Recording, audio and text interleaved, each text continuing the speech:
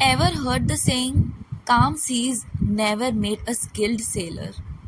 Well, that's exactly what last week felt like for the markets. Calm, steady, and maybe just waiting for the next big wave.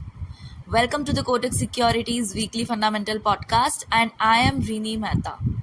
Last week, markets consolidated in a tight range, a stark contrast to the volatility we saw earlier.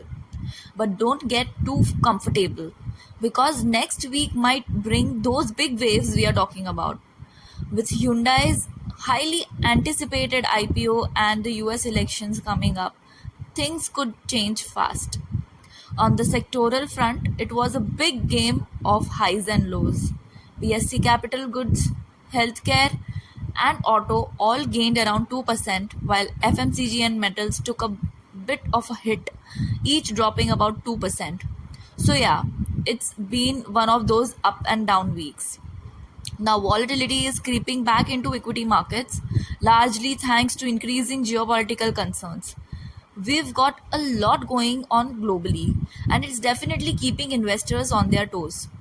In the US, for example, September's consumer price index rose by 0.2% month on month and 2.4% on an annual basis, which was slightly higher than expected.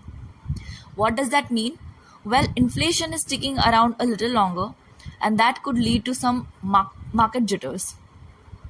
Global investors are now eagerly waiting for China's Ministry of Finance's press conference on Saturday. So keep an eye out for any big announcements from there that might stir things up. As we head into second quarter, we can expect some stock-specific action as companies start reporting earnings and providing management commentary.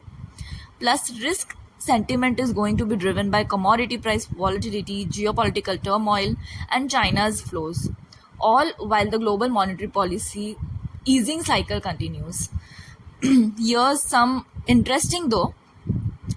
FIIs or foreign institutional investors sold 58,400 crores worth of stocks, but domestic institutions almost balanced that out by buying around 58,000 crores.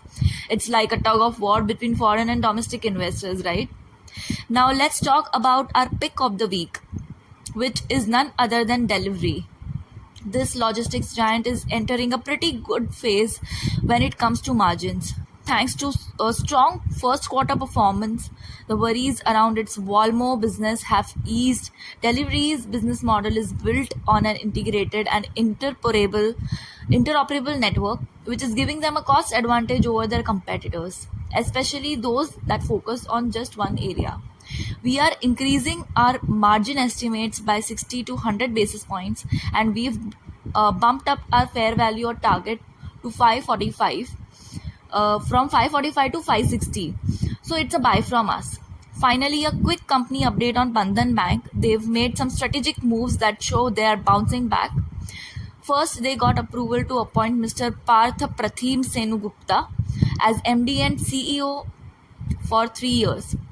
Then the forensic audit turned out to be less worrisome than people feared, with a settlement expected soon. And their collection efficiency, it's holding up pretty well compared to peers. With these issues being addressed, Bandhan Bank is in a good spot, and we are maintaining our buy rating with target of 250. That's all for this week. Thanks for tuning in, and stay sharp out there. Markets are unpredictable, but that's what makes them exciting, right? Catch you all next time.